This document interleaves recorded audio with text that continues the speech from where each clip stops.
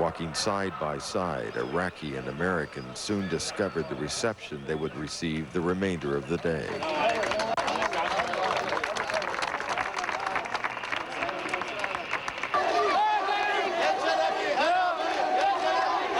As the patrol continued, the crowds grew, and so did the request for help.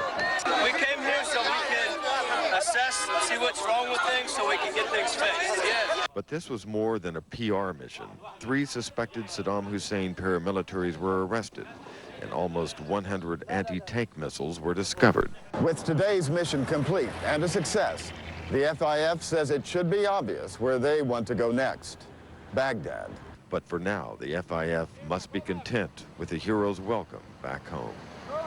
Mike Betcher, CNN, with U.S. Special Operations Forces, Ashatra, Iraq. To talk to you, night is falling. That means a curfew is taking effect in the capital city of Iraq. U.S. Marines will be patrolling the streets, enforcing that a bit more than they have in previous nights. Now, they started doing that on Friday night.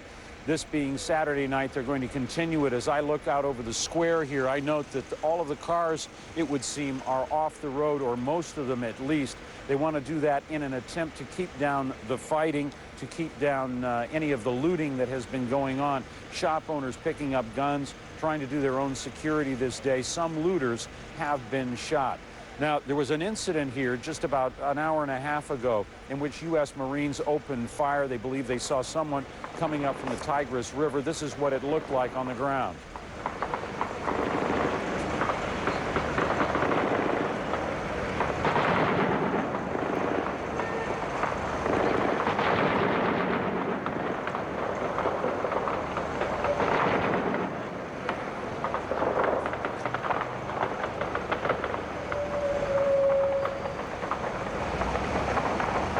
A lot of outgoing rounds from the U.S. Marines as they made their way down the banks, down the little sides of the Tigris River here. It is not clear whether anyone was actually there. Nothing was found as far as I know at this point in time, but a lot of Marines got involved in moving down there to check the situation out. This happened only about 200 yards from where we're located right now. The Marines obviously pouring in a lot of fire. That's one of their positions that they maintain here around the Palestine Hotel. They keep a good security watch on that. Now, there have been other developments on what you might call the political legal front. General Amir al-Sadi, a top advisor to President Saddam Hussein, turned himself in under unusual circumstances. He was accompanied by the German television network ZDF, the British-educated al-Sadi, of course, one of the principals within the regime of President Saddam Hussein, who is dealing with the weapons inspections. He is classified as a scientific advisor to President Saddam Hussein. As he turned himself in, he had told ZDF television that Iraq indeed had no weapons of mass destruction. An interesting point. Certainly, General al-Sadi, it depends on what your perspective is. Someone who is suspicious of the regime would say, of course, he would say that because it would be information that might lead to his prosecution. Remember, he's one of the 55 top wanted most wanted members of the Iraqi regime, according to the Americans. On the other hand, some people see this move as an important sign that Iraq indeed has no weapons of mass destruction, and that the whole precept for carrying out this military operation had no basis in fact. One fact that there is, if you look behind me, you can see some of the lights that are being powered by generators, but certainly the rest of Baghdad remains in the dark. That is a priority now, not only for the U.S. Marines that are here, but also for some Iraqi civilians. But we don't want you to go out there if it's dangerous. If it's dangerous, I can't go. If you can't go, all right. Don't. A secret mission? Hardly. But if U.S. Marines working with Iraqi civilians can pull it off, it could transform the chaotic streets of the capital. Whether the problem is looters, curfew violations, clean water, sewage treatment, communications, or hospital care, the answer, it seems, is the one thing Baghdad doesn't have: electricity. The turn on power also sent a broader message of basically power and stability, return to the norm as far as you know, actually the people they can now establish control of their city of Baghdad, of their country, of Iraq. Saturday, the South Baghdad power station was silent. Its huge steam turbines still. Darkened control rooms that would normally be aglow with red and green lights testified to the total blackout facing the capital city. The station log on this desk shows the last time power was generated here was on April 5th, about a week ago. That's when all of these gauges went to zero and the lights in Baghdad went out. How long it's going to take to get the power flowing from here back into Baghdad depends on how soon they can bring the workers from the city back to their jobs at this power station. These guys. Khalid Abdul-Jabbar did return. An electrical engineer, he says it would only take 8 hours and 30 workers to bring this power plant back online. As he showed us around, he noted most of the other employees were probably staying home waiting for word it was safe. How will that word spread? With Iraqi television ablaze and the Ministry of Information still in the hands of looters, it will take a coordinated effort to get the message out on the streets. Returning electrical power to Baghdad will send a message all its own. Iraqis are taking control of their own lives without the regime of Saddam Hussein and in spite of the presence of a foreign army. One Iraqi on a mission to restore that power says 12 years of punishing sanctions have taught him and others to fend for themselves. We do it from the 1990 until now. We do many things with nothings. We do it with our hands, we do it. So I think that all the Iraqi people shook their hands together to return their life as before, or better than before. Clearly, it was not U.S. bombs that caused the power outage in Baghdad. But what did cause it isn't clear at all. Electricity is going to be restored in a matter of days. Whatever message that sends, residents of the capital are waiting to hear it. Seen yet again today. We've also had some ferocious fighting, and indeed it's broken out around this hotel where I'm speaking to you from in the last couple of hours. And it is an example, I think, that there is still small but continued resistance to the Americans here in Baghdad. Out of the blue, a firefight tonight right in front of our hotel. A deceptive calm in this part of Baghdad had been shattered. American Marines raced to take up positions. And then they attacked a building just across the river from us, where they said paramilitary fighters loyal to Saddam Hussein had been opening fire. It is evidence, if it were needed, that this city remains a dangerous place, and that not all resistance to the Americans has yet been crushed. Treated with anger and bitterness, not because they were American, but because there simply weren't enough of them to sort out the appalling problems Mosul is now experiencing. There is no law, no police, no health, no ambulance, no anything, electricity, no water. All the situation is difficult. Slowly, things got worse and worse until the American troops had to withdraw to the civil airport on the edge of town and leave the streets altogether. That made the growing problems between the Kurdish troops, who are all that are left in the central part of the city now, and the Arab population much worse. The Arabs aren't pro-Saddam for the most part. The smashed and defaced portraits show that, but they are afraid of Kurdish power. And the real trouble is that the Americans haven't yet been able to take control of the situation.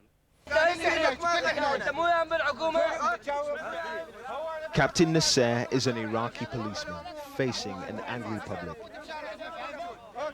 He's a rare sight in Iraq these days. A minder watches his back. There are hundreds here, pleading for information about relatives and friends taken away by Saddam Hussein's secret police and never heard of again. We wanted to talk to Captain Nasser. He didn't. British forces here want to work with officers like him to help police Basra's crime-ridden streets. Officers, they say, untainted by association with the Ba'ath Party. But many have a different view of men like Captain Nasser. Secret police arrested 3 of Salem Abai's brothers years ago. Where is he? I don't know. You can't help me? Huh? Do you think these people can help you? No. Iraqi people's police? No good. All no good. Nearby, crowds gather at the former headquarters of the secret police. British troops go in to see what's happening. Inside, local people are listening for voices. They think prisoners might still be inside in a secret underground chamber. Above, locals watch, while British troops do their share of digging. We went to another part of the prison, where many had been tortured. Prisoners were chained to the floor much of the time. Just over here is a particularly nasty wing. These are the solitary confinement cells, the worst wing in the building. They're tiny, windowless, 4 feet by 4 black holes. Meanwhile, the digging continues. Thousands hope they'll succeed. The British, skeptical they'll find anyone, are still helping. But coalition forces have lost credibility with some here for working with the Iraqi police force, the very people, they say, who took their loved ones away from them in the first place. Clive Myrie, BBC News, Basra. Bullets are the currency of power in Baghdad. Guns in the hands of self-styled vigilantes trying to impose their own rule of law. These men say they are guarding their homes from looters they fear are coming their way. Ahmed shows me the flats where he lives. There's no one else to protect us, he says. We're doing it ourselves. Looting has become a family activity. Inside the shell of a government building, these children wait while their parents load what's left of its furniture onto their truck. George Bush, good! Looters may be happy that the Americans are leaving them to it, but many of Baghdad's citizens aren't. When the soldiers asked to keep peace, they said that's not their job. That's a very bad answer. Militia groups are coming up with their own answers. They roam the streets freely. Some try to chase the looters away.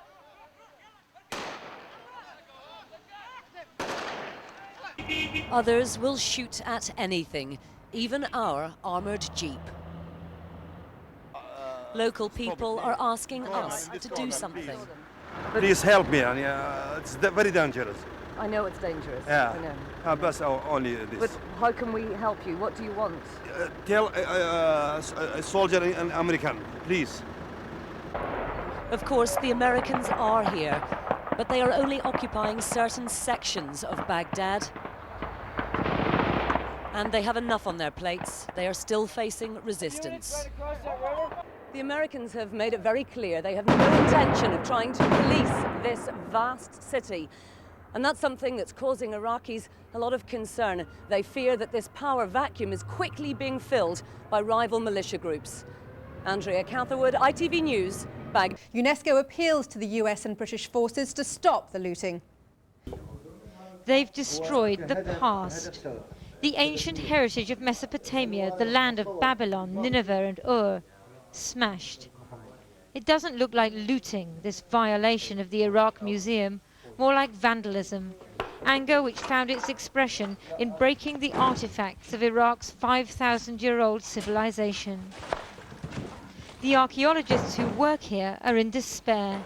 Their countrymen did this, and their new rulers allowed it to happen.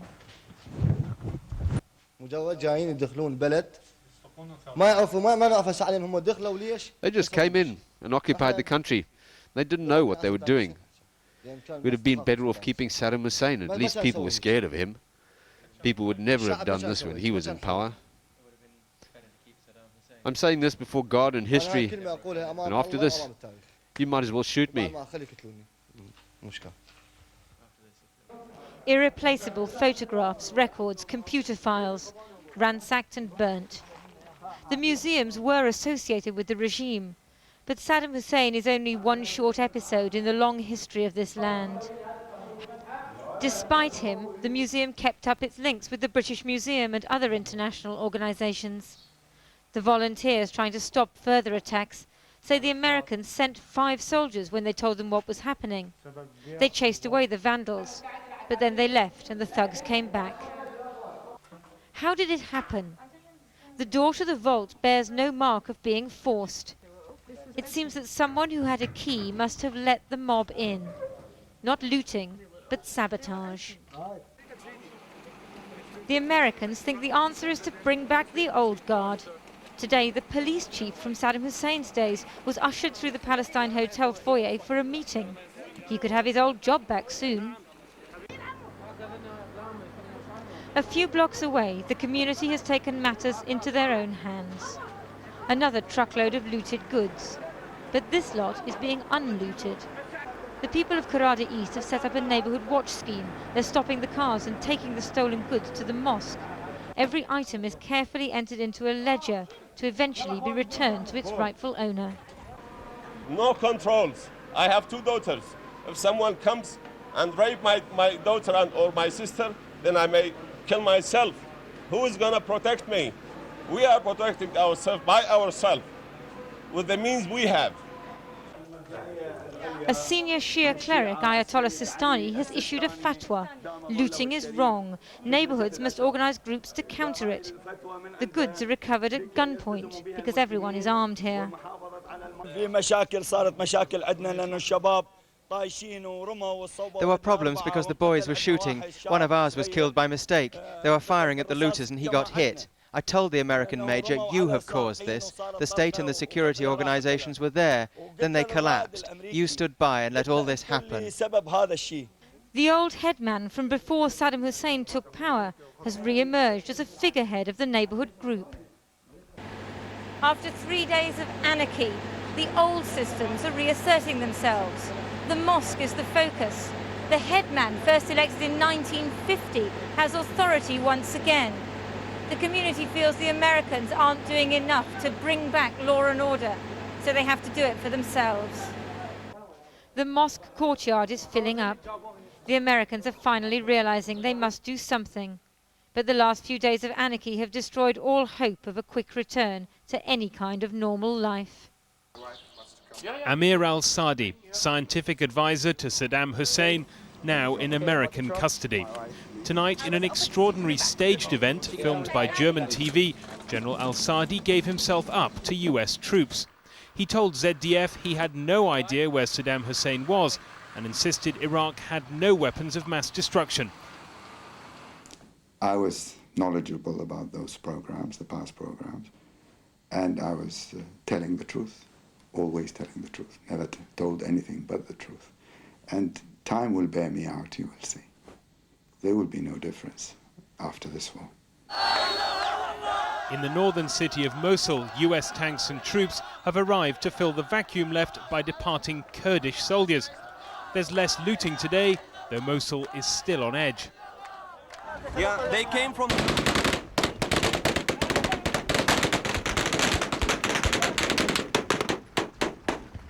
Nobody knows what's going on to be happy or not.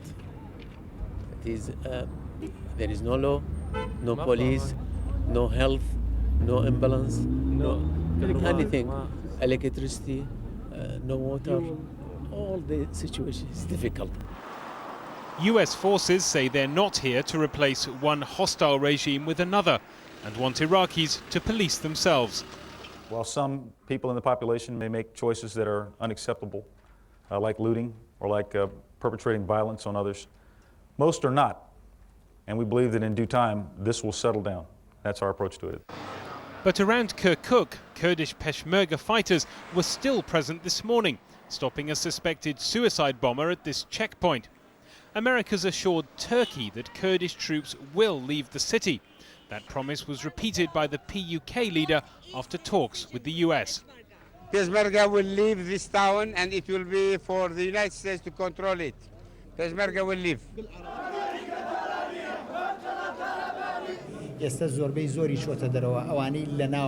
There are some people armed inside the city who look like Peshmergas.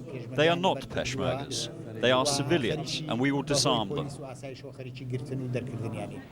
But that will not reassure Kirkuk's Turkmen minority, who still fear their city will be overrun by Kurdish forces. The Americans must restore order, said one Turkmen, because this is as bad as any 2 days of my life with Saddam. Yes, hello, Zane. I'm just a couple of 100 meters from what the Army says could be a suspected chemical warhead.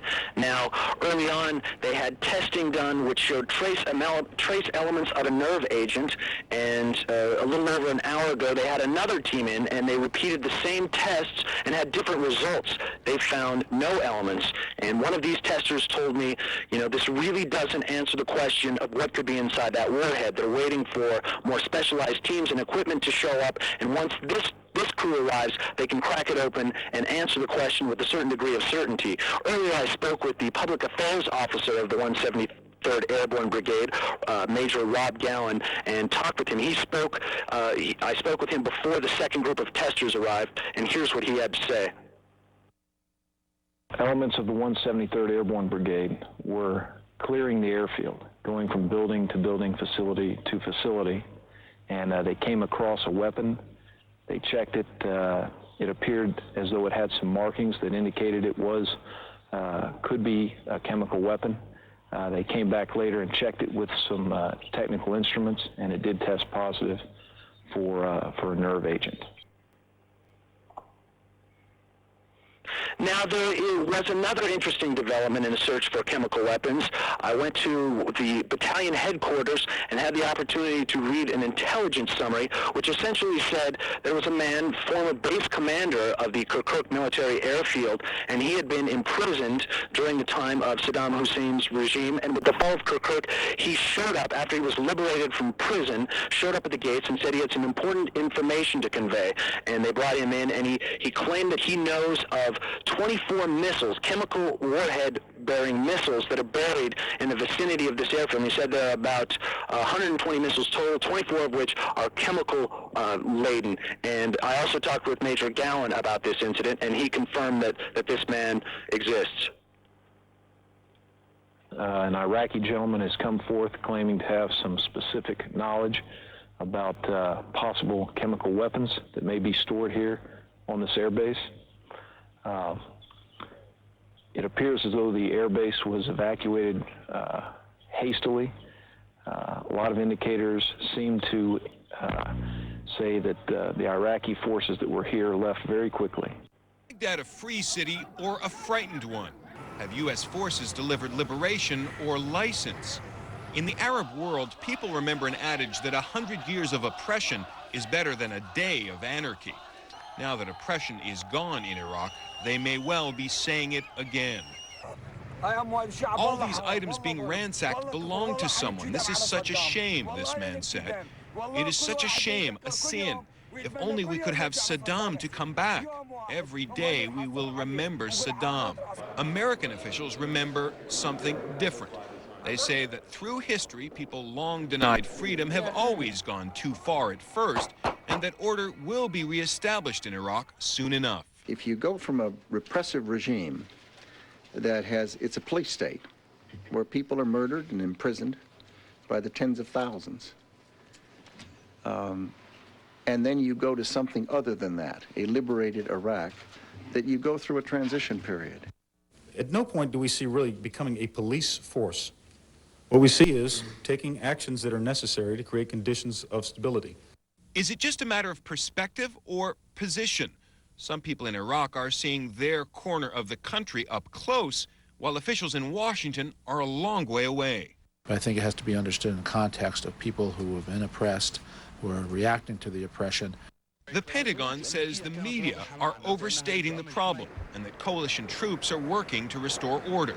They point to the southern city of Basra, which fell first to British forces and then into its own hours of anarchy. Friday, U.S. and British officials said Basra was calm and Baghdad would soon be calmed too. In Basra itself, though, even on Friday, it was clear the looting had caused some people to lose confidence in their liberators.